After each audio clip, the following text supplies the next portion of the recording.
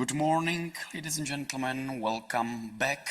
I hope you already had your coffee, because it's always important at this kind of events. Coffee is important starter of the day, but I hope this panel discussion and this keynote sessions will be interesting for you as well. And I'm looking forward to having very interesting debate as we had yesterday.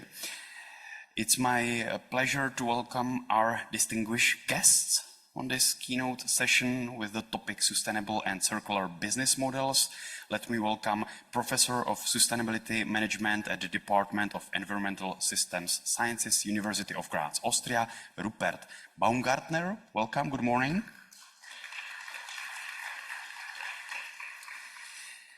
Thomas Lindqvist, International Institute for Industrial Environmental Economics, Lund University. Welcome, good morning. Thomas Perianu, Global Business Development Director, Suez Digital Solutions. Good morning. And Petr Dovolil, Vice President of the Czech Business Council for Sustainable Development. Good morning. Before we start, maybe you've noticed that there are posters in the hall in the front of this main auditorium, and presenters are encouraged to be available near their posters to discuss with you, with all of the participants, especially during the main poster sessions today from 10:30 to 1 p.m. So we will be happy if you will join them and if you will discuss later. But now I would like to invite Mr. Baumgartner, and then followed by Mr. Lindqvist to deliver their introductory presentation. Mr. Baumgartner, the floor is yours. Thank you very much. Good morning, everybody. It's nice to see still so many people in the morning, and you're better equipped than we. We got no coffee yet, but you have coffee, that's fine. Also warm welcome to my colleagues from Graz, all my friends and all colleagues, dear esteemed audience. It's my pleasure to start this morning. I will talk about, I need some infrastructure, of course.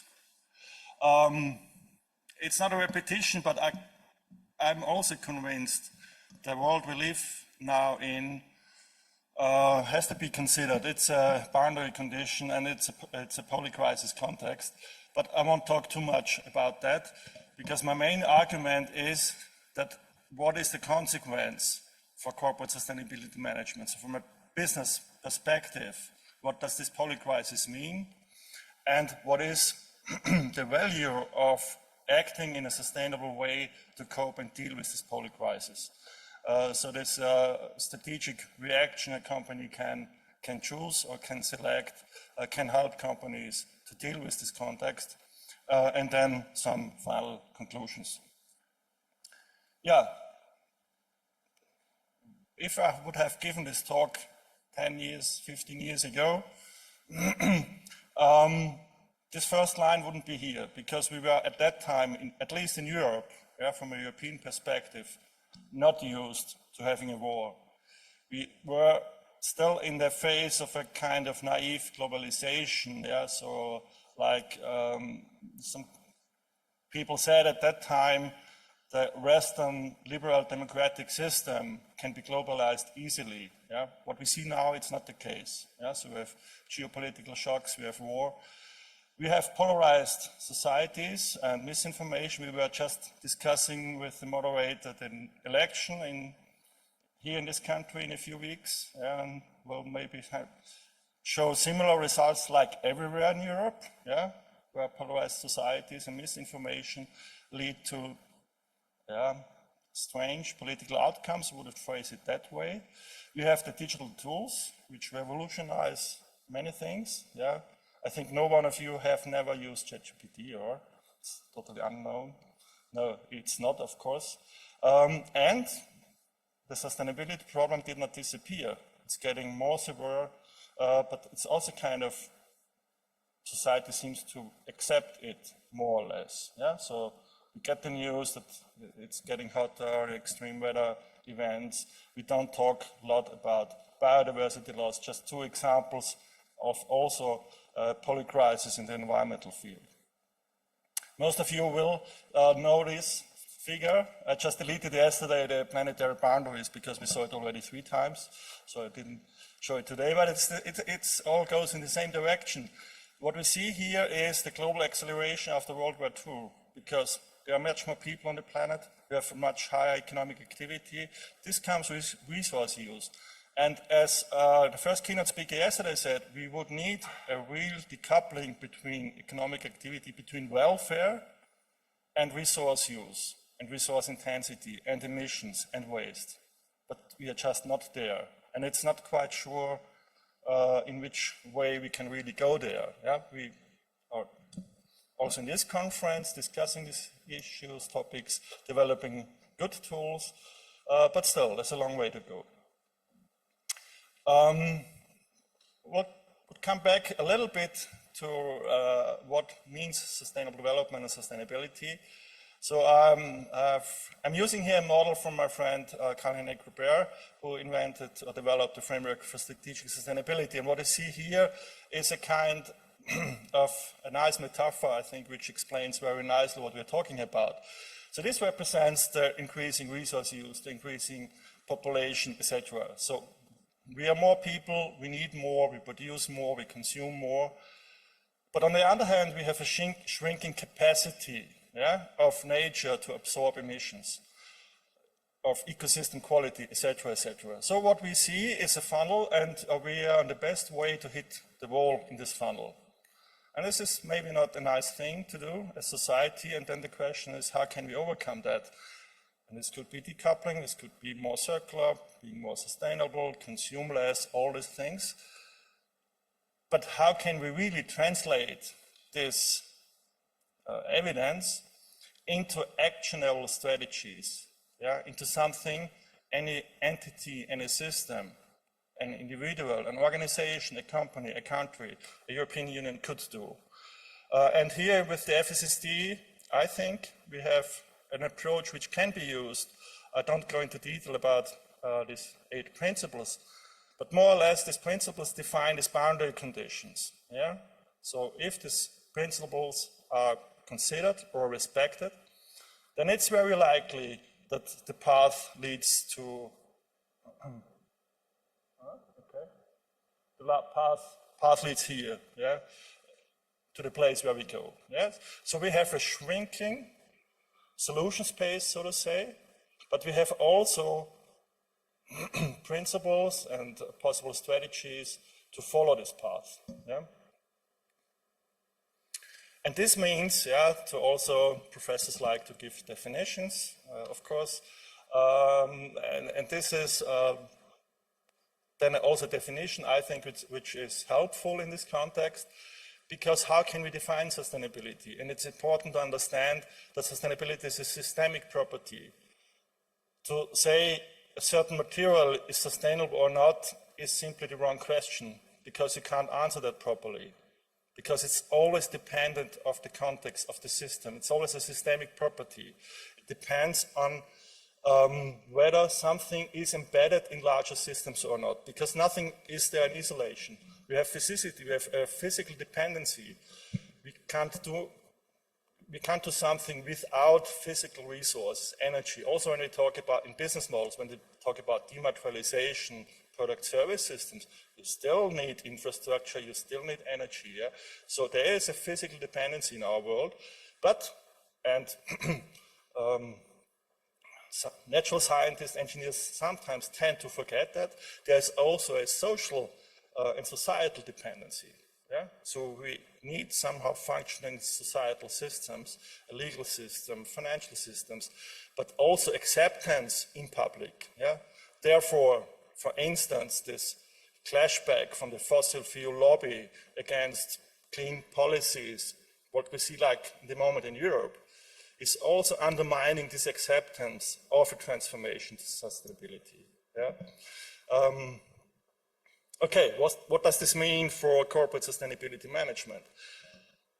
In this context, of course, we can say, like also other keynote speakers said yesterday, it's of course a logical thing to do. If you're more efficient, if you're more sustainable, then you will get more higher profit, you save costs, you have higher market acceptance, etc., etc.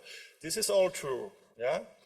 But then the question is why so many companies are not following this path. And one answer is to that we are talking here about different time scales. Yeah? So you have, as company, to balance different time scales, the short-term economic success or survive, short-term versus a long-term transformation, transition to sustainability. And when we live now in a turbulent world, yeah, so any strategy in the business, in a business sector is dependent on the perception how future is developing. Yeah? So this is how you make a strategy. You have an idea how the next years look like. Yeah? And here I think corporate sustainability management can help companies to cope better with this multitude of crises as we have. So this is the first argument. The second argument is also, I mean, we are driving towards the wall of the tunnel, yeah? And now we could stop and say, well, the world is terrible and we have kind of a doomsday perspective and we are all depressed and yeah, that's not a good advice for acting, yeah? And we see also in the business world that there are companies, that there are businesses who want to make a positive contribution, yeah?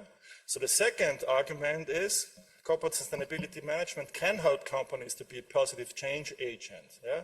So help in the transformation process towards sustainability. So to the first point, how to cope with the crisis. First of all, if you do a proper sustainability management, you know your impacts, you know your material flows, you know your value chain, yeah? Of course, from a narrow sustainability perspective, yeah, then you can improve the efficiency, decrease emissions, impacts, etc. But it is also a basis for better risk management, yeah, because then you understand how you are embedded in global supply chain, etc. So if you do a proper sustainability management, you know better your material energy flows, and by that you know better how you are embedded in this global system, and this is a basis to increase the resilience. A second argument here for how to cope with the crisis is one idea of localization. Yeah? So bring in the region again. Yeah? Find a clever combination to produce and do service on a more local sphere. Yeah? Because this makes you maybe more independent from crazy tariffs, supply chain shocks, whatever. And the other thing is to dematerialize. Yeah? The less you're dependent from certain materials and resources, the less risk you have from supply chain shocks. So one example are these product service systems, also these territorial product service systems. So we did some interesting case studies in that. In France, for instance. Yeah? So you can increase the performance by reducing these dependencies. So this is the one idea to cope with the crisis. The other idea is to become a positive change agent in this company. And here I think what could be really helpful is for companies to change their approach. Yeah? Because in sustainability management, in circular economy, environmental management, we are typically used to do less harm. Yeah, this is how we start. But if you take the analogy from quality management in industry, what was the core vision when they started with a more ambitious plan?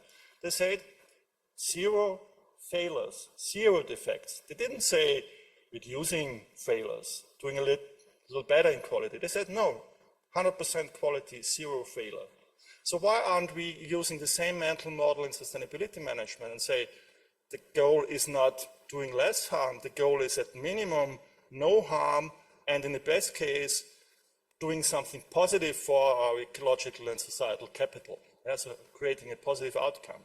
Of course, there are many issues and problems on how to do that, but changing the mental model is the basis for finding clever solutions. If you don't think about that, you don't find the solution for that.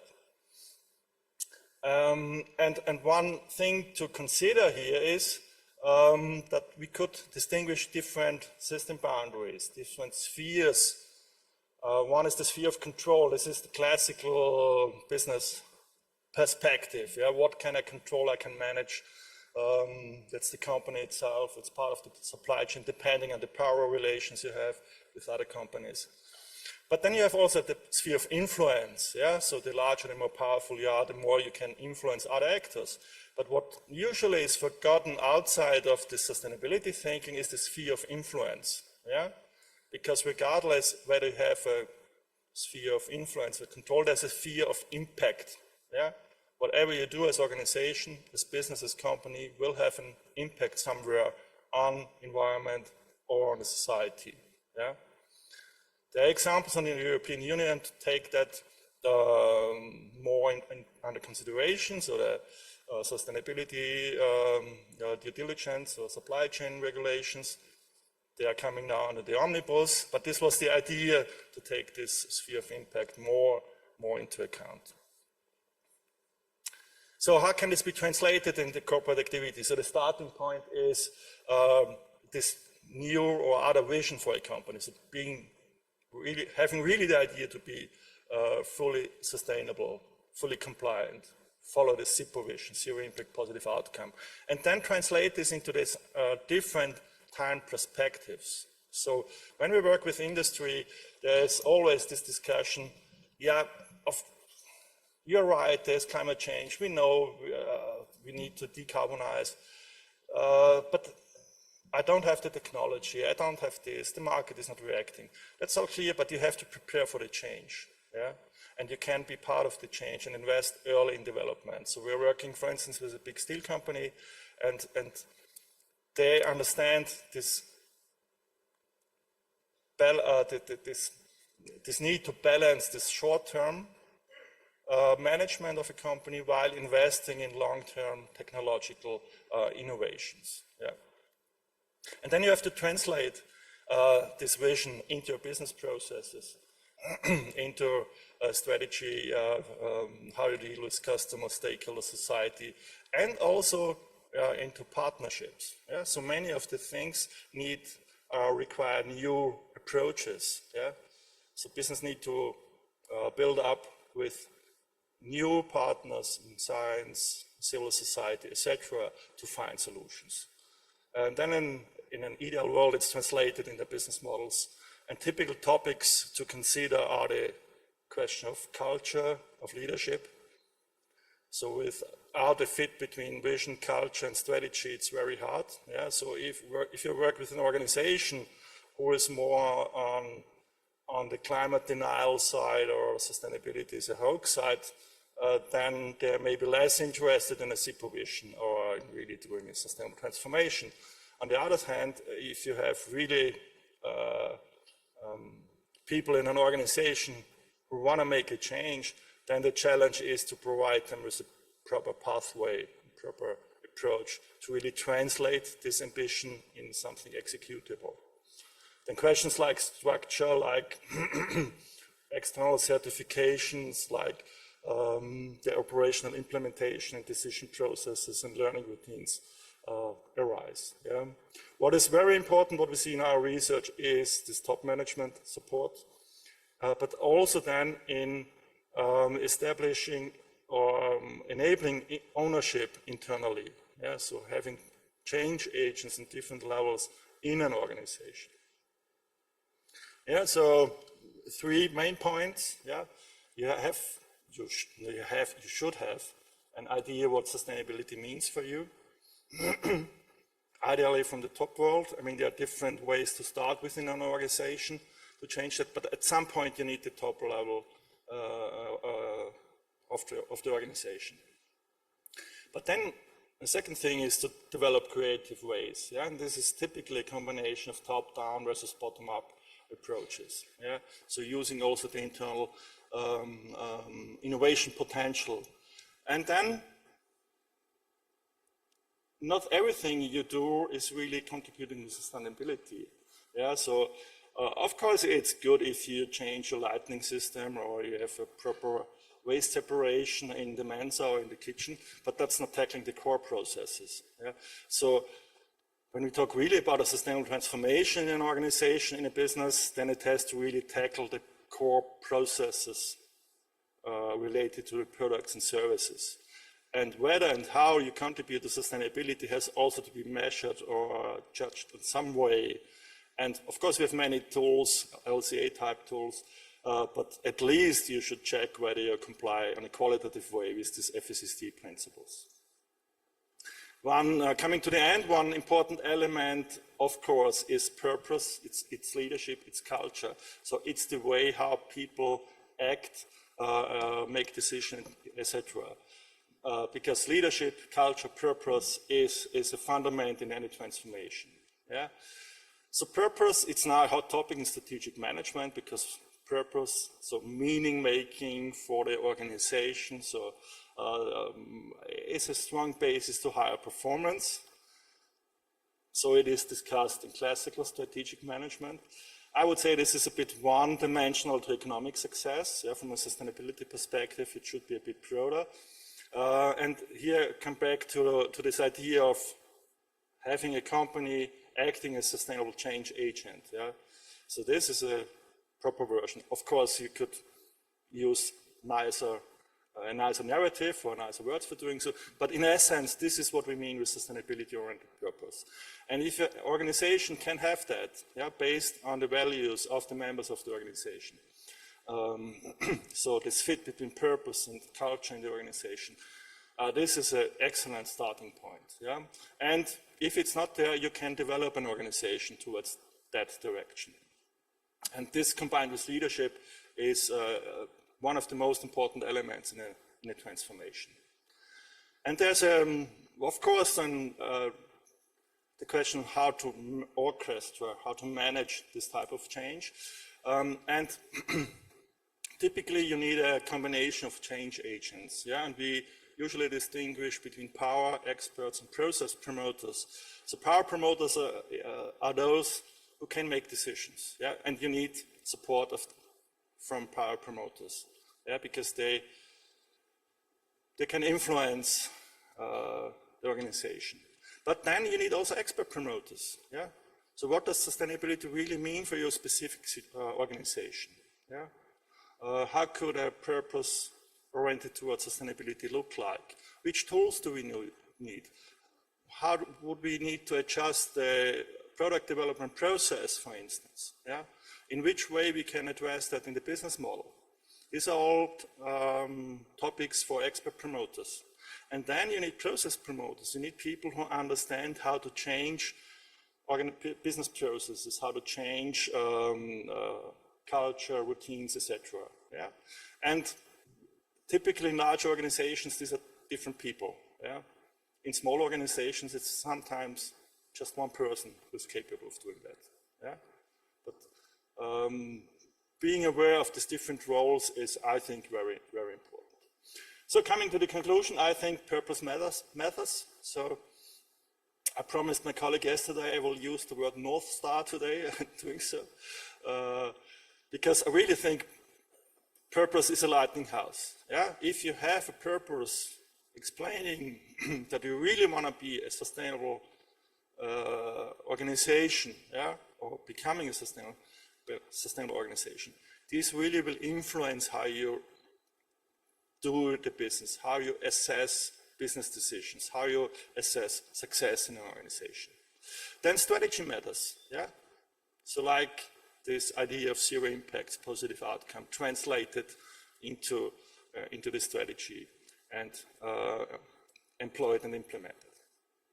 Enablers matters, yeah? Leadership, education, culture, but also digital tools. I mean, there's not so much time to go in detail into all these things. Because then I think sustainability can really be a strategic resource for resilience in times of crisis. So companies can better cope with the crisis, but also help in the society in general as sustainable change agent to get rid of some of these crises. Yeah? Okay, thank you. In a nutshell, some thoughts from my side.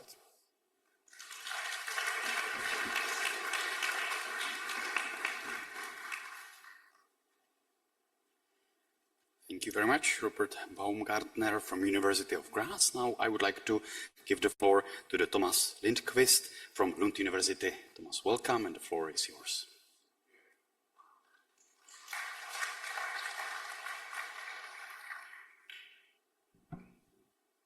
It's a big problem nowadays. You don't have a clock, many of us. So I put my mobile here. You can also see from my slides that there's a reason why I have white hair and so on. I still have an old size of the slides, and I will bring you back in time in my first slides also to get an understanding why we have a certain policy called extended producer responsibility. And even if I have a lot of faith in this issue, I've also noticed that there are some problems, and I want to address them. And in the final end, it's not going to be a policy talk. It's going to be a talk about how can you get businesses more engaged, because we need that. So, let's see if I can manage this one. Okay. So, in the mid-80s, I started to work on environmental issues. It was a big surprise for myself that I did that, and it was a big surprise that I stayed in this area. But life is such sometimes, and I notice there are problems which you need to address. In 1990, I got an assignment from the Swedish, very new Ministry of the Environment. We hadn't had one before. We had the Ministry of Agriculture instead. And the result of this was something that I learned by talking to a lot of colleagues, trying to read, discuss. Many of my colleagues were in Germany or Switzerland or Austria, Netherlands, other Scandinavian countries. And there you were starting to really get worried about the waste issues and what to do. And my result of this was that I put a name on something which was flying in the air, and I called it extended producer responsibility, translated from Swedish first. And actually, to a big surprise, it started to spread. And it spread quicker than most policy concepts are doing. Probably because so many others were thinking similar thoughts, and ministries and etc. had already started their internal work in this direction. So let's go back to 1990 and say, we are consuming more and more, that's for sure, and we keep on doing that.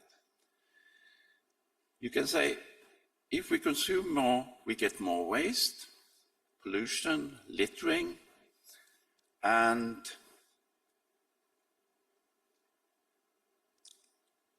we were learning more about this because we had scientists and others who were looking into it.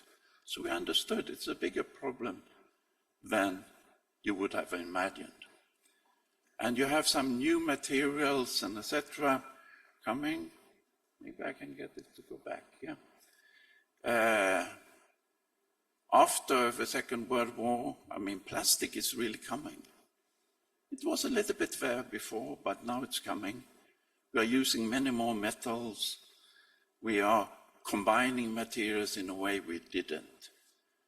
And that means that we get more and more challenges in waste management.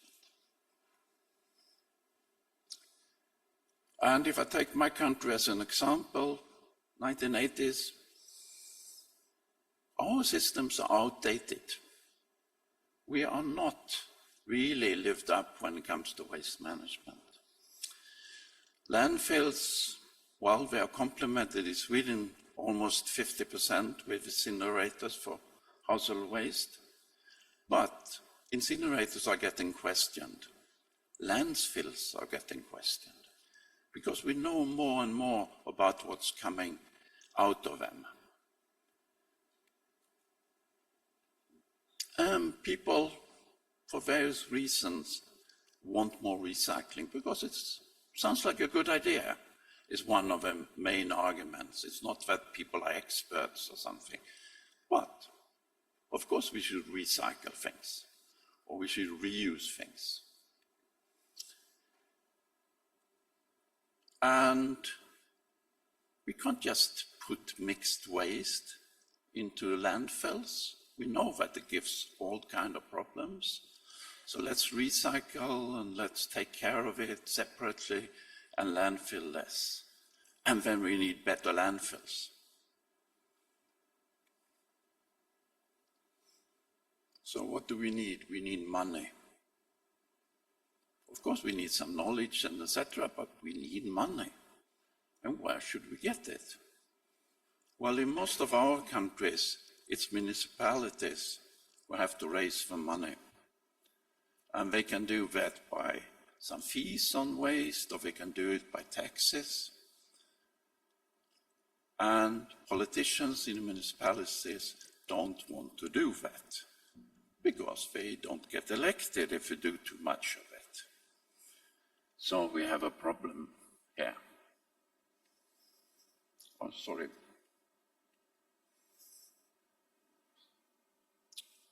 So if we try to say our challenge in 3 points, you can say, we need to have a system where you collect, separate materials, and recycle what can be recycled to a good level. But we should also use products as long as possible. We should repair them, reuse them, etc. We don't have the resources, so we must find those resources if we can't make it so cheap. It's not easy to make certain things very cheap, so we need money. And then we needed more knowledge, more people working on this. Okay. And then we also noticed that the products we are putting on the market, they might be very clever and attractive and so on, but few designers thought about what will happen at the end of life.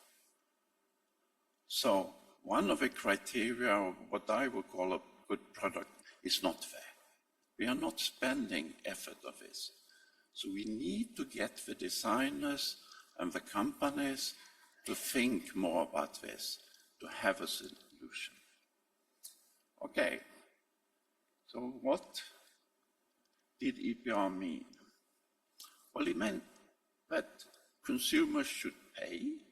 Well, consumers always pay in the end, but they should not pay by fees for waste management only, but also on the price of the product.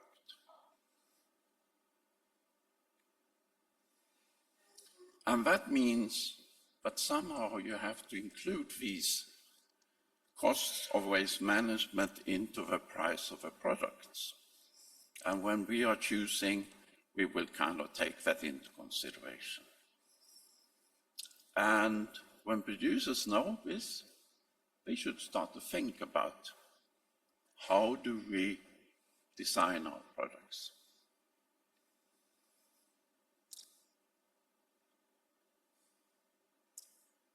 We can say, okay, why do we get this? Well, we get it because we have a very good friend, and that's municipalities. They are the ones who traditionally should solve these issues.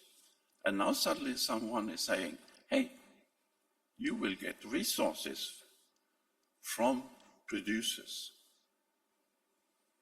Producers said that, okay, we want to have control. So municipalities may lose some of their work opportunities and some of the incomes and etc., but we gained something also. Oh, sorry.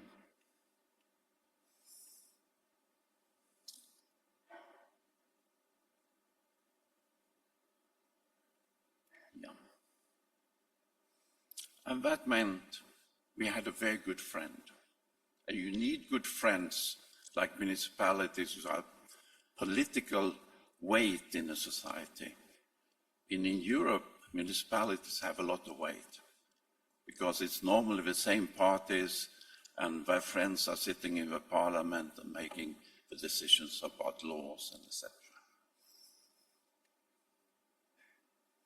And then we get to implementation. I mean, the Germans had already written much of the laws and so on when I put out my paper. And they liked what I wrote, but they didn't like the name extended producer responsibility, trying to explain to me in the ministry why that was a bad name and etc. But that's history. A few years later, they translated it to German also and use it.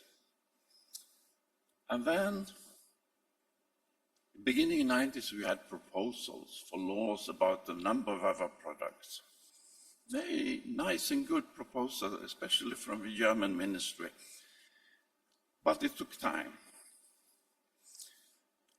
Things didn't happen very quickly. But then it came towards the end of the decade. You started to get some national legislation for electronics and electrical products, for end-of-life vehicles, and also some national batteries, and then batteries a little bit later. And then more and more products. I think countries like France must have some 15 or whatever different systems. By the way, if you wonder about my illustration, it is PhD thesis coming from my institute on this topic, so I'm doing a bit of advertising there. Okay, now we have it in place. What is happening? Early 90s. If you're sitting in industry, I mean, you don't know everything that will happen. You hear from policymakers and everyone, you will have to take care of your products and you will have to pay for the costs. And then you think, I should change them so they are cheaper and I can have a lower price than if I had to pay the full cost. And when you went to conferences, reading trade journals, packaging reviews, car magazines and so on, there were a lot of these things presented. We did this because of the upcoming laws and we will be prepared and we will do it more efficiently and better from an environmental point of view. Really a lot of this. One example here, it's actually from the dual system in Germany, so it's the quality of this scan, which was done many decades ago, is not very perfect. But there you have an old packaging for a spoon for salad. And I talked to many of the producers and they said, everything is necessary on this packaging. You have to have a blister so you can see it, to protect it. You have to have somewhere to write the text and etc. And then comes the German packaging ordinance, and then suddenly you just need a little bit of cardboard. And a lot of these type of things are presented.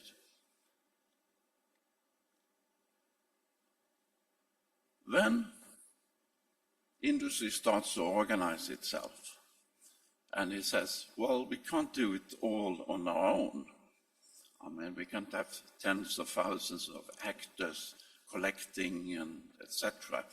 We have to form organizations, companies who take care of this. And they can use collection companies, some old, some new. They can use recycling facilities, sorting facilities, some old, some new. And we pay to them. We have our people there, they are organizing this. We find some good directors and people to work there. We pay their salary and we give them money so they can pay the companies who are doing the work. And then we report to the authorities. Then with time, of course, it becomes a little bit more complicated because, for instance, the EU thinks that you need competition. So you get several parallel PROs, as we call these organizations. But basically, the idea is we let someone else do it.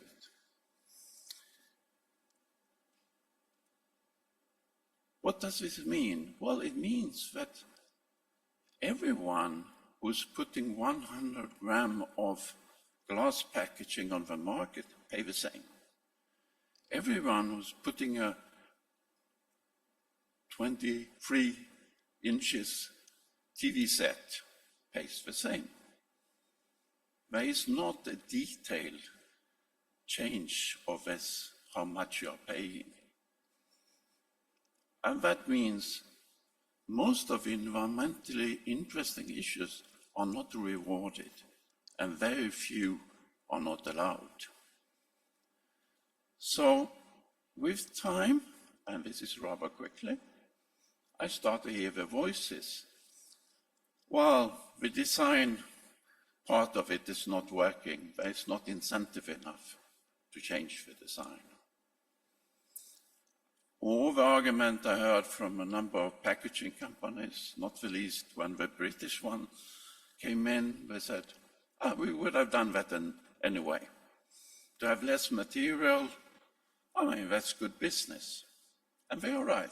It is good business to have less material often. So why didn't you have it before? Why did we have to come up with this legislation? Well, sometimes you need to give a push. But also with time, I've noticed that packaging is not just shrinking. It's also in some areas, it's coming back.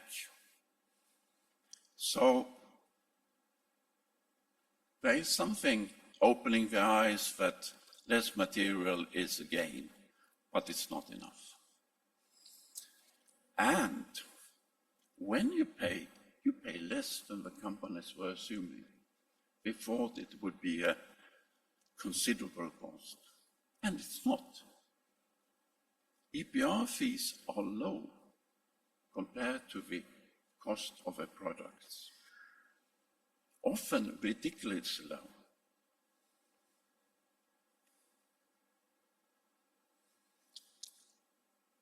So, this is like bringing together some of what I already says. So, in short, the market seldom rewards new designs based on environmental improvements. So we don't get them, because they are not rewarded. Because do we, as consumers, get happy and buy those products? Well, some one of you might do it sometime, but most of the time, we don't have time and knowledge to know about this. And we buy products for so many reasons. So don't expect the market to reward more than a couple of different products per year. And we have tens and thousands of products.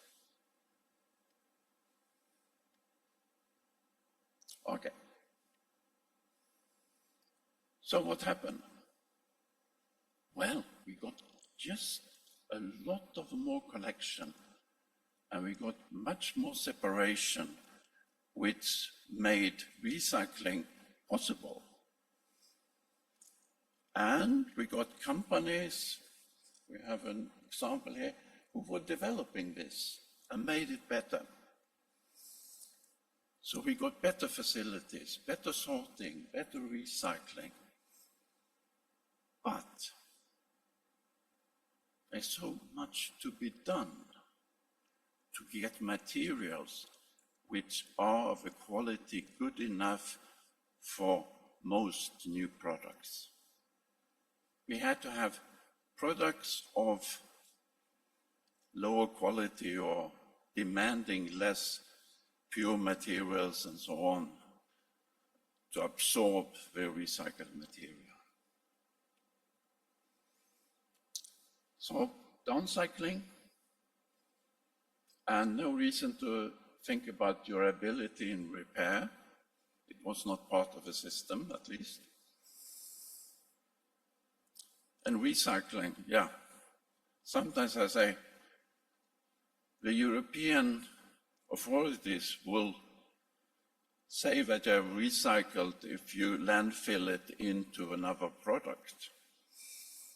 So it doesn't make a big use there, but it disappears somehow for the next couple of years.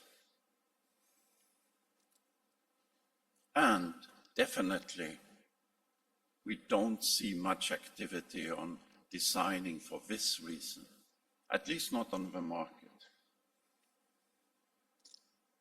But we don't stop here because we have to go forward. So let's use the word circular economy and say we need that.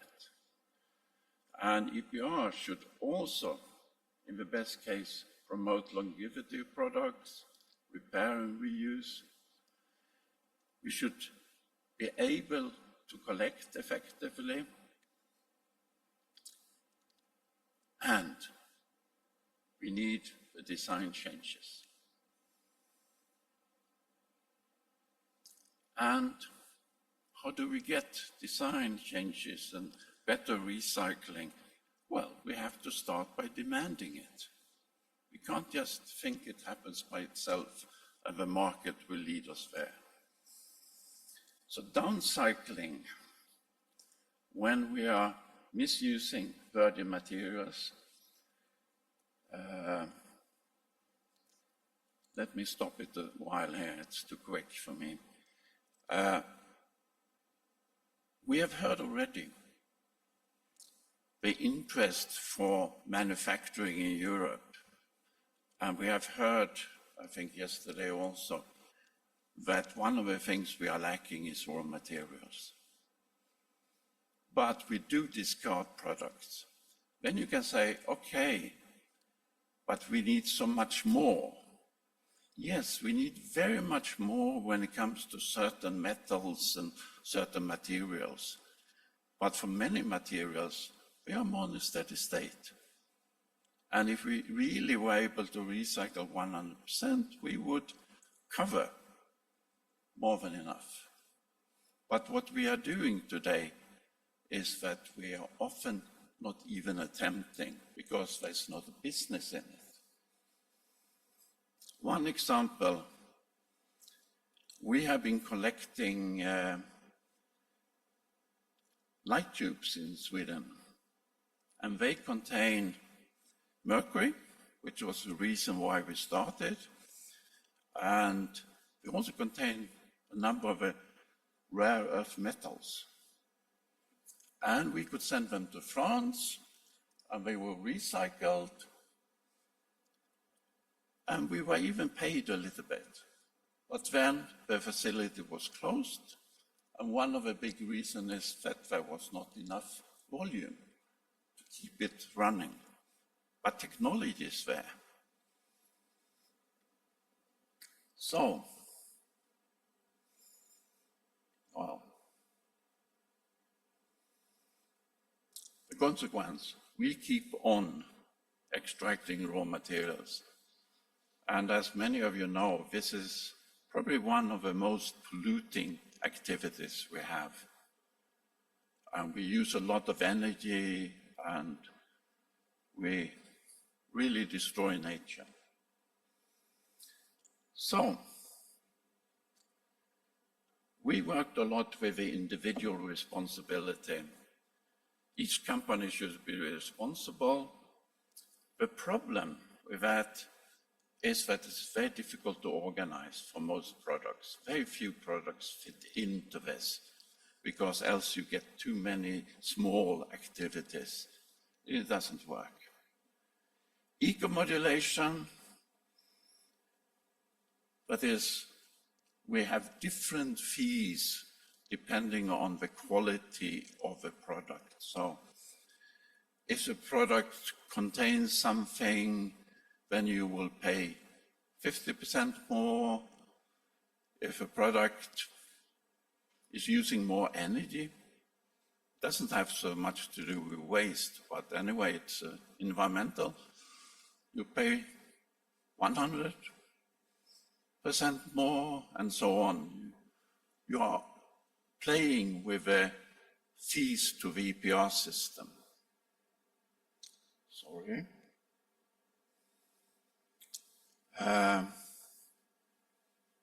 The problem is that the EPR fees are low.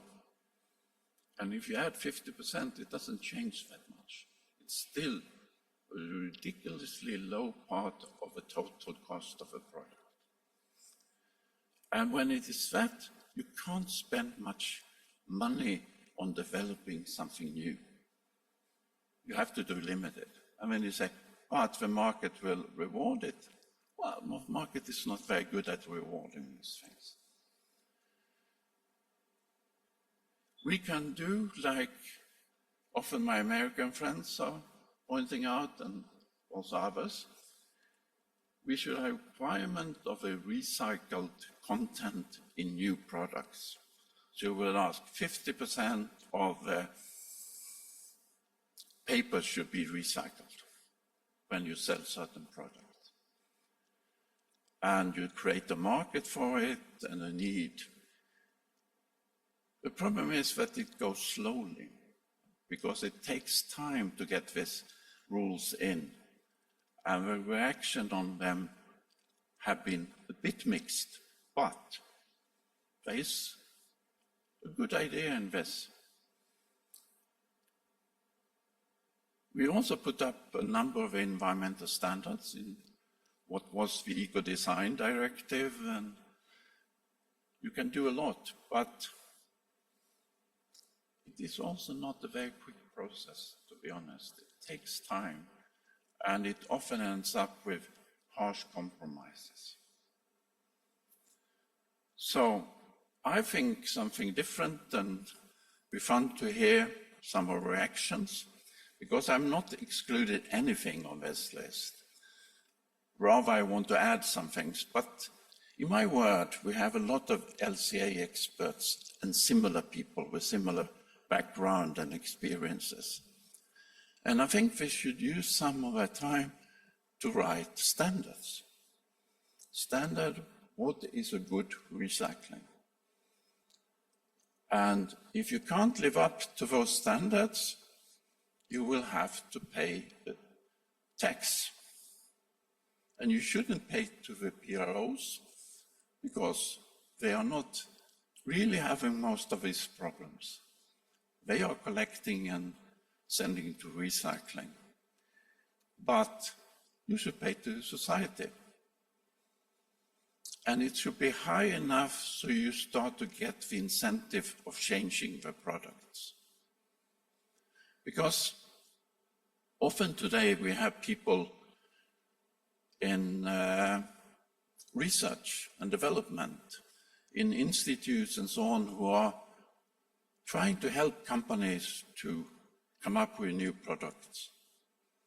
We probably have a few hundreds of those in Europe, but I want the 100,000s of people who are changing products in companies to believe that this is something we should do, and they should be told by their bosses that you have to do this because it's money.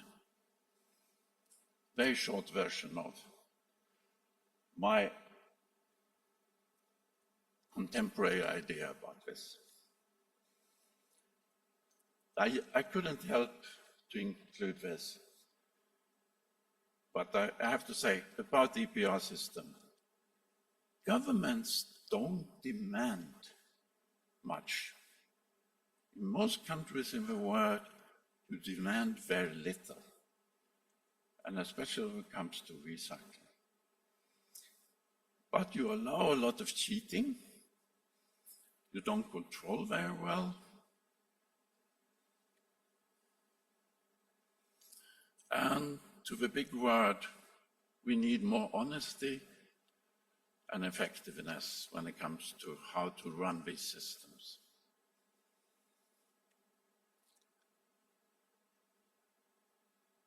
Collection can always be improved, but I think it's more important to do something about reuse and recycling. We must use materials better because we are running out of good materials, easy to extract. We need governments to play a role, and to be able to implement that, we need standards, quality references, and similar. And then we can get the companies to start to think. So, thank you for your attention. You may wonder why my dog and cat are here, but they do a recycling job. Especially when we are yogurt packaging. My wife takes a pair of scissors, she opens it up, and then suddenly we have the cleanest you can imagine carton, and we have no food waste. So, thank you very much.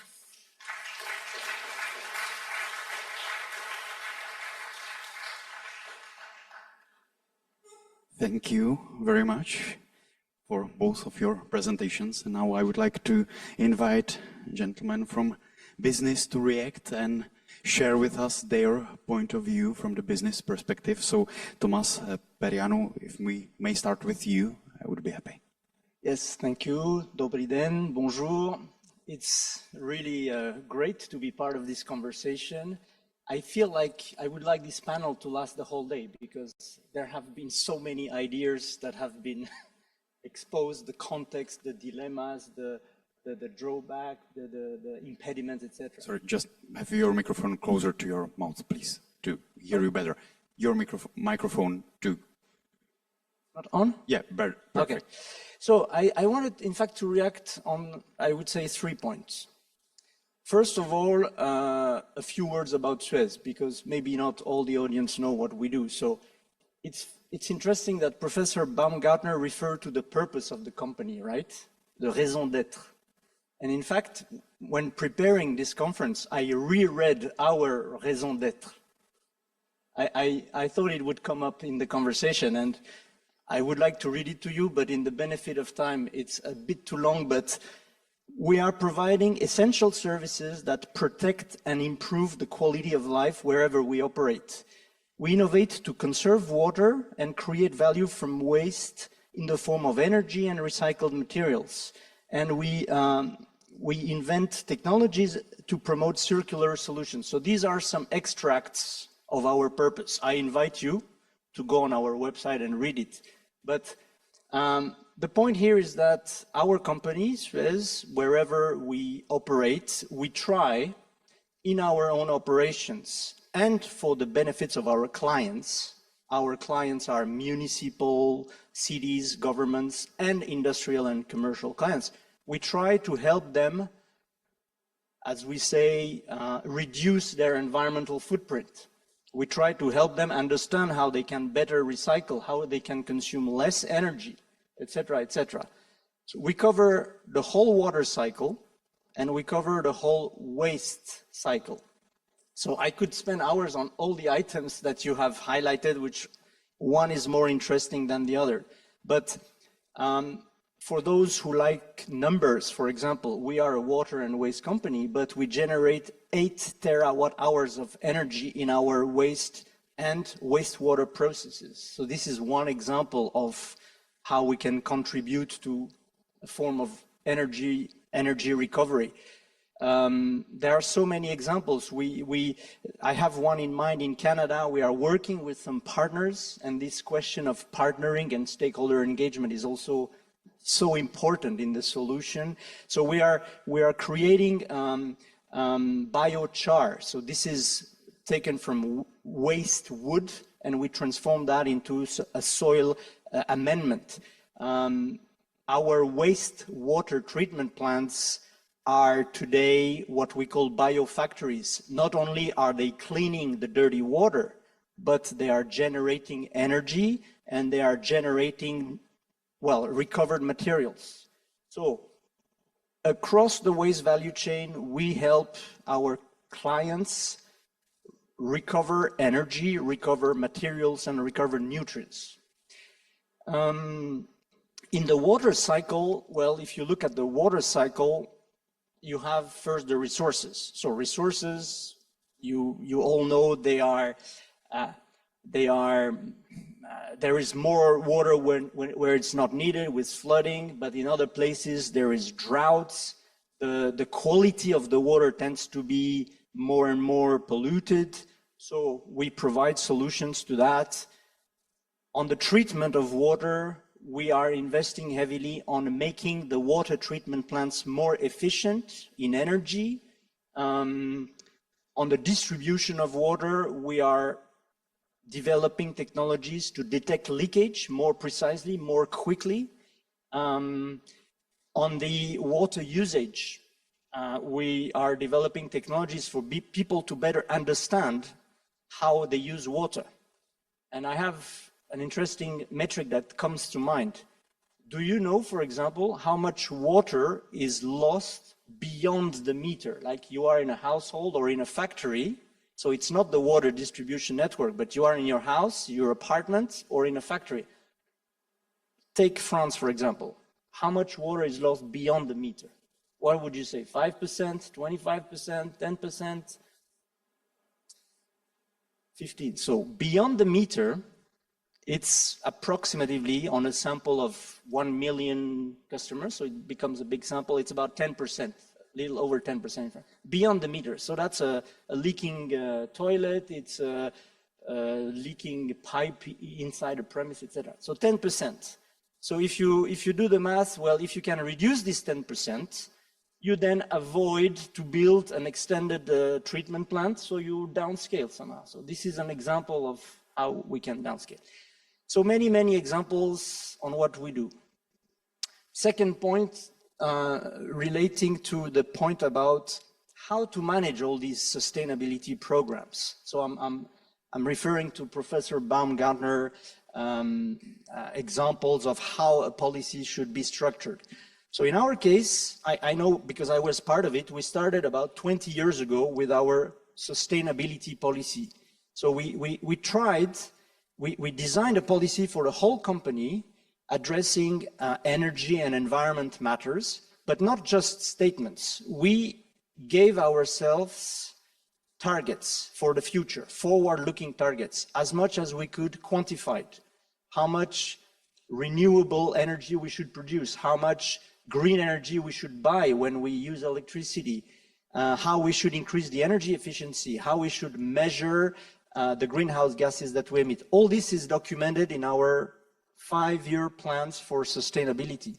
Then we had a component on nature, like protection of biodiversity on our sites, removing pesticides in the treatment of our sites, and even more interesting projects like how can you valorize the fact that you protect a watershed. And there are very interesting schemes.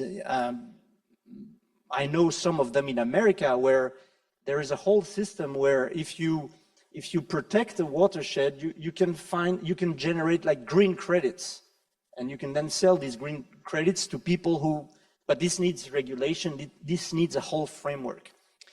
And then there were also interesting comments about the governance of all this. I mean, it's nice to have a policy, but how do you implement it? And one of the, I think, good practices is the remuneration of management.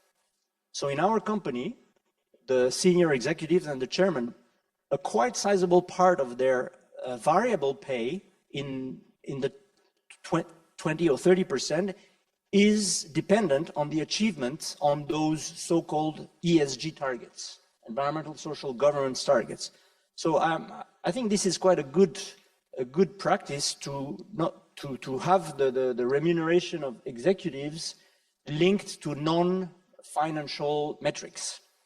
And then also we have committees in our governance. So there's an ethics and sustainability committee that will challenge, our administrators will challenge the company and the execs on the performance. And then we have also, it's interesting to create a reporting framework for all this. So, and then you open the door to how do you measure your impacts, greenhouse gas emission, and the whole education about the scope 1, scope 2, scope 3, it's quite complex, as a matter of fact. And my last point, in the benefit of time, is about digitalization. So I've been working in the digital sphere for the last 10 years, and I'm amazed at how, in fact, we can do more with less through digitalization. So I pointed out to this little metric of how much water we lose beyond the meter, but let me give you another real-life example. We have a customer in Australia. We have installed for them, it's a water utility, we have installed for them smart meters, remotely read meters.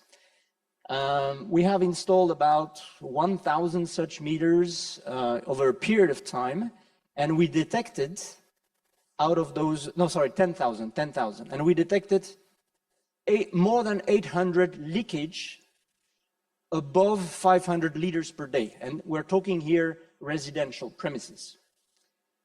So here we're talking about technology. I mean, granted, you need a meter, you need a radio transmitter, so it's, in terms of resource consumption, it's not as similar as not having a smart meter. So there's a whole discussion about the global life cycle calculation of all this. But the people who had leakage were sent messages. And there were two types of messages. One message was just the volume of water lost. And here you had 56% of the people who acted on it. Not 100%, 56%. And they acted after 16 days. And then there was a second message sent to those people with the water volume lost and the money that it represented. And then you had 92% of the people who acted on fixing their leaks within 6 days. So here, this is, I find very interesting because it's a mixture of achieving a sort of desirable outcome of fighting leakage. It mixes technology, digital, but it also mixes nudging, psychology, anthropology, etc., etc. So how do we scale this? We won't scale this just with technology. We will scale it by engaging people and not boring them with data, etc., etc. So these were just 3 quick points to. Thank you very much, Petr Dovolil. I would like to ask you to hear your perspective, and after that, I'll be happy to take your questions from the audience. Okay. Thank you very much for both contributions. They were very interesting and thought-provoking. I think we are in a change of transition. Just to give you some perspective here, what do you think, how many people were on this planet at the beginning of the 20th century? Any guess? I will help you. 1.6. At the beginning of the 21st century? 6.4. And now we are 8.4. So we are not only consuming more, we are now also more consumers. So this is a new perspective, and these are not some symbolic phenomena. This is a real truth, yeah. And I think we should, from corporate perspective, and as the Czech Business Council for Sustainable Development, we want to take a long-term view. That we do not want to give our children this world in a bad shape. And this is something what we should respect about this. That this is a kind of ethical issue, leadership issue, management issue, political issue. That we should deliver our world in a good shape. And in this concept, I think there's a emerging concept of corporate sovereignty that combines 4 perspectives, not just competitiveness, but also sustainability, resilience, and security. Look at the world today. What deals are made by politicians about raw materials? Is it a far future? No, it is because once a big company relies on hundreds of suppliers, they also rely on certain materials. So it is a matter of security. So we should have a different paradigm, different perspective. But it makes, that this is very, very, going deep in this, because this is a transition and it can happen only on a mental state. Yeah. So the sense quotient, purpose, and all these things are very important. But we have a very good helper now, and it's digital data. Yeah, look at medicine, CTO, or electromagnetic resonance, no X-rays. With data, we can do a lot through our collective intelligence. So it's about going digital first, and then many things would unfold, and solutions will re-emerge. Then also it's about understanding the allocation of capital. The allocation of capital is based on 3 components. It's about return, it's about liquidity, and it's about risks. So risks are clear. Risks are not these are not symbolic phenomena. These are, and for allocation of capital, we need to consider risks not only in short-term perspective, mid-term perspective, or long-term perspective. So there is a bargaining of different arbitrage between these perspectives, but that's what should be a responsible management. Otherwise we are looking only for short-sighted targets, and many companies would go bankrupt with this approach, because they do not know where they go. So we always need to understand where we go. Otherwise we get somewhere else. Then that's now we're in a time in the EU that many things will change. Yeah, that we've got now a clean industrial deal. One of the pillars is by focusing on circular economy. Now there is a public consultation on Circular Economy Act. So please try to put some really good thoughts into this, because now there's an opportunity to come up with some ideas. And also we've got eco-design, we've got construction product regulation. So once things will become apparent, transparent in some digital form, digital product passport, then you, as a consumer, we can just easily access this data and say, look, this carbon footprint is pretty low, but this product is very high, carbon footprint.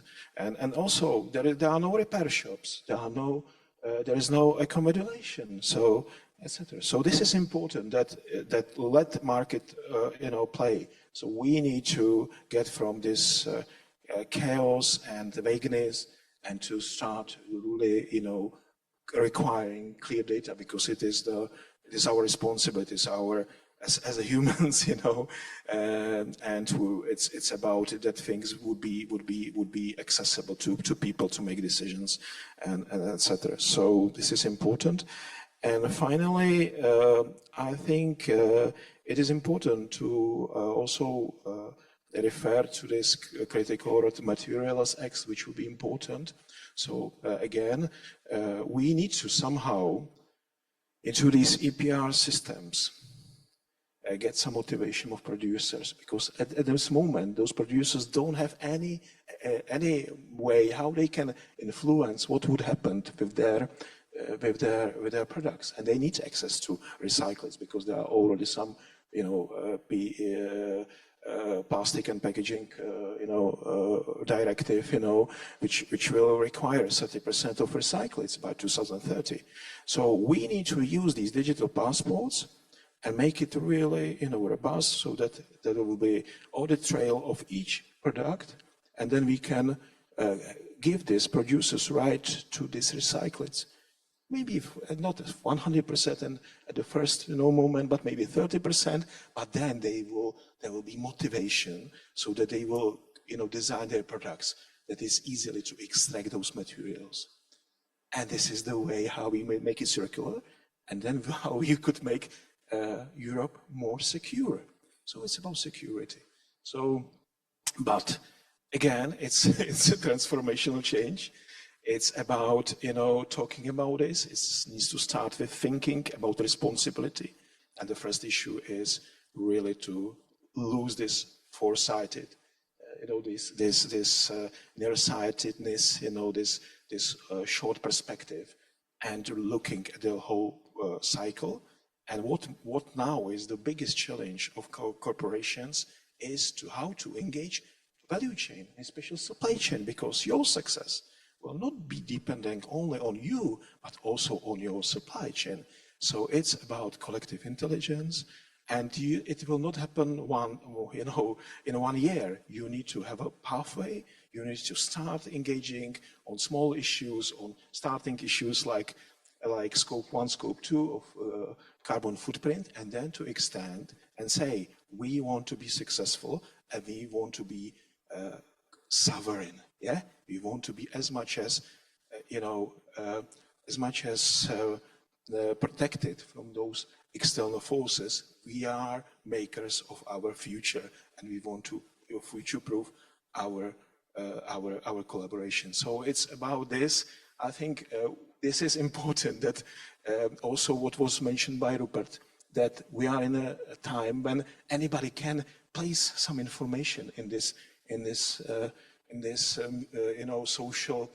social networks. And of course, there is a problem of attention. We cannot pay attention to everything. So it is about corporations to come together and think about a successful future together. And that's the purpose of the Czech Business Council for Sustainable Development, to be honest. Thank you. It's time for your questions from the audience. We have 2 mics, so don't shy to be provocative. We had very good discussion yesterday. We have the first question. Gentleman in the 5th row. Thank you. In year 1974 was published a very important book, Limit to Growth. And practically we discussed the same issue. And question, is now the time incorporating our discussion and management people from the global finance? Because if we go through these ways, what we discussed here is too slowly, because we are really by the border. And is the big question, need the society on the earth some crisis, they understand the problem is there, or is possible really incorporate this, understand this, and do it? What's your mind? Thank you. Would like to answer, Professor? Would you mind? Okay, yeah. I think yesterday Janusz Potočnik also quoted his Slovenian philosopher colleague, yeah, that every crisis is a chance, so to say. But I think this is not what we should plan for, yeah. Because I think we need to understand that sustainability is a poor anthropogenic, egoistic concept. Yeah? It's for us as humanity to become sustainable. Nature will find a new equilibrium. So nature will survive us somehow. And I'm not sure if the crises we see at the moment are really helping in a positive transformation. Yeah? Because it's very interesting if you look into the United States, for instance, who is voting for Trump. To some extent, are those people who are suffering from his policies, but they still think it's good for them. Yeah, so in this sense, I'm not sure if crises help us to get a positive transformation. Yeah, I think we need really positive examples on trying to influence, wherever you have the possibility to influence something. So in my role as researcher or as university teacher, I can try to influence my students. I can try to influence in my research something, but I can't change the world. Maybe it's good or not, don't know. And the other question was regarding the global financial system. at least I think the European Union is trying here good things with the taxonomy, etc. Yeah, so when they started the first Green Deal, this was a big element, also utilizing the financial system in this financing of the transformation. But what we see now since the last 2 years is really that those who will suffer from this green transformation are now fighting back, yeah? And therefore we see this policy changes at the moment. So I think there are opportunities also for the to change the financial system, but I'm not too optimistic how fast this really goes. Yeah? It's a question of part and on different levels, I would say. Thank you. Petro, want to react? Just to express my disappointment with the current, the developments. But as I said, the principles of capital allocations are clear. Yeah, return, liquidity, risks. If you do not want to manage your risks, you might lose your capital. And Basel III, requirements on banks are in place. There will be also implementation of corporate requirements, regulation and corporate requirement directive from the beginning of the next year. So banks will be asked to introduce ESG risk into their prudential framework. ECB is clear that they see a lot of problems in certain collaterals across the banking portfolios. So it might be taken by banks, because eventually those losses might be incurred by those who invest. So and many investors have invested heavily in coastline areas, for example. So climate change risks are clear. Insurance is not a philanthropic field. So things will become more apparent. It is now in Florida that you cannot even access certain insurance. So you bought your house. You want to go to pension 20 years ago, and now you don't have your house insured. So and it can disappear next year. So again, this is about real phenomena. Thank you, Thomas. I think one of the things which is easy to forget is that we have to be careful when we are using today's knowledge to solve our problems, because we are likely going to have many more opportunities when we have learned more about things, when new technologies have come. And I want to illustrate this. Why do you think I took this photo? The reason is I got so tired at a conference where people were saying, you can't recycle yogurt cartons because you spend too much of hot water and time on making it clean and possible to recycle. And I knew how my wife was doing it. So I went home and took a photo to use the second day of that conference. And I think we should remember that if we try and spend resources on developing technologies, ideas, ways of living, we can do so much more.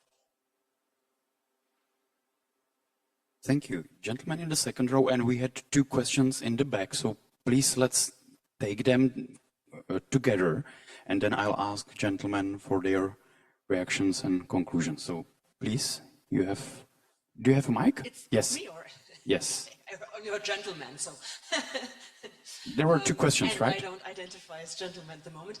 But thank you for this round. I have more like a comment than a question, actually. Melanie Jäger-Abend from Brandenburg University of Technology, and I'm a sociologist as my background. And I mean, a lot of what I heard now this morning was kind of common sense, I would say, so nothing to disagree much, but what I absolutely disagree with is this very techno-optimist notion of digitalization. I mean, digitalization is mainly an amplifier of a lot of things that happen in production and consumption. And what amplifies at the moment is mainly more production, more consumption. So it is, I mean, we have, of course, like smart digital tools that can help us to save and be efficiency oriented. But at the same time, we have this huge amount of increase in production consumption. I mean, while we are sitting here with like 100 people talking about sustainability in consumption production, there are thousands of marketing conferences where like a lot of scholars are only thinking about how to increase consumption all the time. So, I mean, it's not like really a question, that's a question to all of us, not only you, is what really is the net win of digitalization if we consider all the increase in consumption and just look at the maybe very small wins we have concerning efficiency. So yeah, I would really urge to have a very critical perspective on the potential of digitalization, because that's what policymakers often hear. We have to increase digitalization, we have to use digitalization. At the same time, it's mainly increasing consumption and production. So yeah, it's more feeding of us than just feeding us in the end. Thank you, yeah. and gentlemen, and yes, please, yes. Let's collect all the questions I think together. It makes more sense that they respond first. No, we are running out of the time, so please have your questions, and then we try to cover it together. Lucas Roskilde University. Question to you. The extended responsibility of producers, right, comes from the waste, the end of life cycle part of products.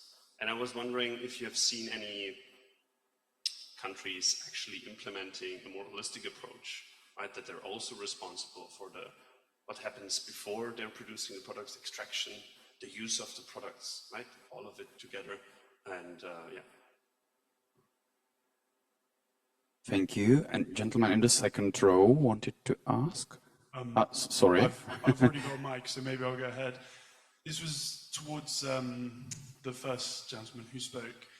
You talked a bit about how companies are making that transition and how within that there needs to be this kind of change management, transition management.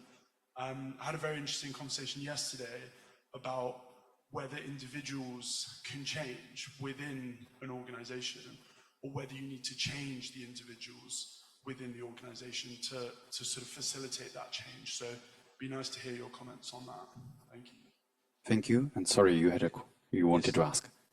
No problem with that, but I just would like to add or enforce what has been said. So here we heard actually the optimistic view, and yesterday we heard that also leaders of big companies are very aware about the big challenges, but they do not act upon that because they are, well, captured in a system driven by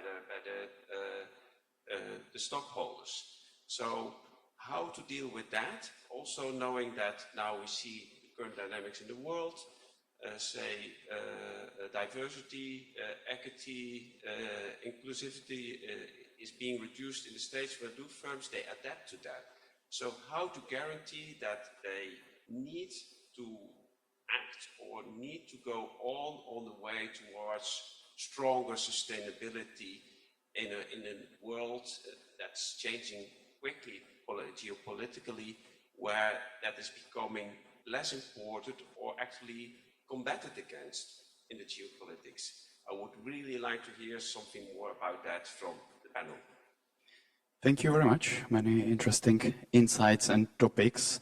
So, Thomas, may we start with you? Would you like to answer first for all of this? Yeah, so about techno-optimism,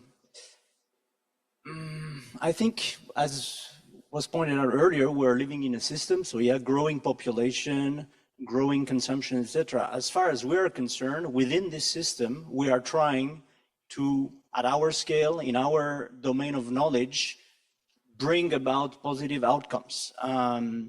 As I said, the examples I gave, we are helping people do their job, manage water system, manage wastewater system by using less energy, and that's a fact. It's a fact. And with, among other things, with good processes, good training, but also with good digital solutions, you do have everything you want. You have a better resource impact and you have a better financial impact. You have both at the same time. So that's, I mean, I agree with you. We have to be very wary of techno-optimism, but in the examples I gave, we're not into techno-optimism. We are into innovation to help people who make recyclable products. And I have an example, by the way. I mentioned earlier smart metering. Smart metering, you have a radio on top of it, and it's after 15 years, and 15 years for the use it has brought is not too bad, right? It's not like a 3 years gadget that you throw away. 15 years of good usage is good. And then we are working with the manufacturers of these things to make them more recyclable. Before, everything, the electronics were merged into some resins, and it was very difficult to recycle. Now we're working with them. So I don't think this is techno-optimism, it's just the evolution of things and infused by all the examples you gave to make things a bit more efficient, a bit more recyclable, etc. Thank you. Thomas Lindqvist. Okay, I just want to say I'm probably optimistic about technology. And one of the reasons is that I don't see many other ways for us to make it. I try to be optimistic when I'm talking to, whether it's a group of students or a group of experts or whatever, because I think it's the best way of getting forward. Being pessimistic all the time doesn't really help so much. But of course, I have my moments when I am, and I'm thinking about how easy it would have been if we understood everything when I was in school age and started to do things at that time. I mean, among all the things, we were just half the number of people on the earth at that time. But when I want to return to the more specific question to me, yes, I have always included the whole life cycle in my definitions of EPR. But I must also confess that some of the problems and the ways we are addressing this are more suited for the end-of-life problems, especially as they were not linked to the design basis and so on.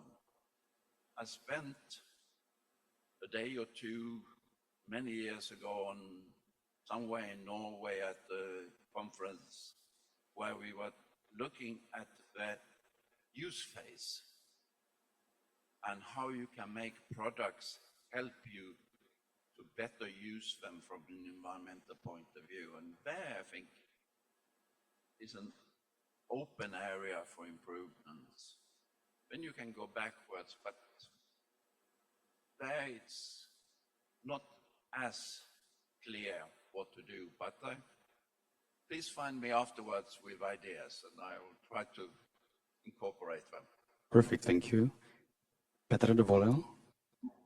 I'm also positive about digital because it really can create value. Yeah, I will give you one example. At the moment, when you buy an iPhone, you do not know how to dismantle it. Yeah, what you can do it to a certain degree, and then you would put, throw it into some processing, technology, and it will come up with something. And you cannot extricate those, precious materials. Once you have digital passport, there will be everything. Nothing will be in paper. So it will be computerized in a certain protocol. It can be collected by some EPR system. It can be delivered to some processing plant. It can be directly, the passport, uploaded into the system, and the whole process could go its own way. And we need to also do something. We need to make things transparent, who is sustainable and who is not sustainable. Like we have for fridges, for various, consumer goods that we use. We've got this A, B, C, D, E classes. We need to have it for repair shops, for reuse shops, for eco-modulation. So I can have these numbers, I have these letters, I will have these colors. As a consumer, I can decide. Yeah, it's my own will how we are going to decide. At the moment, a consumer cannot decide, and it is confirmed by many surveys. Yeah, so this is a way how to make things transparent, and of course, we need to focus on with use of Pareto's principle. We need to understand where digital makes the biggest value, yeah, and focus it on it. And this is important. And as you said, you know, there are social implications of all these things. You know that again, you know, when we are now introducing, you know, EU ETS 2, and it will have impacts on everybody. Yeah. And of course, we need to somehow make arrangements so that those marginalized groups, those vulnerable groups, are not disproportionately impacted. Yeah, and there should be strong policies to somehow, soften the ground for these people so that they do not feel excluded, and there will be some fair distribution of costs and benefits across the societies. Thank you, Professor. Okay, thank you. Just very quickly, in the morning, I think not everyone was here already when I started, so I did not argue for a naive optimization or being in a naive way optimistic, and I really warn for the argument that one single solution will save us. So neither digitalization nor anything else alone will bring us to a more sustainable level, because this is why I argued with the sustainability principles. You need always to check whether it goes into the right direction or not. And I agree with Thomas.